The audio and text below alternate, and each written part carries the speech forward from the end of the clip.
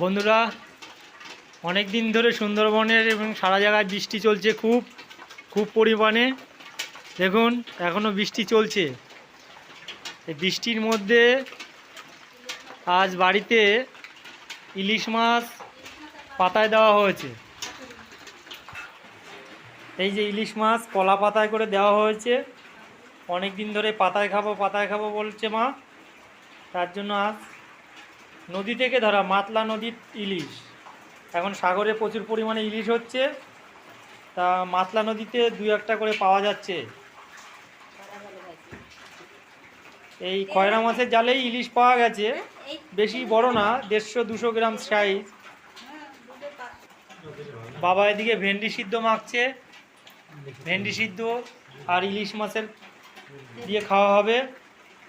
আপনারা সবাই সঙ্গে থাকুন, সাথে থাকুন, চ্যানেলটিকে সাবস্ক্রাইব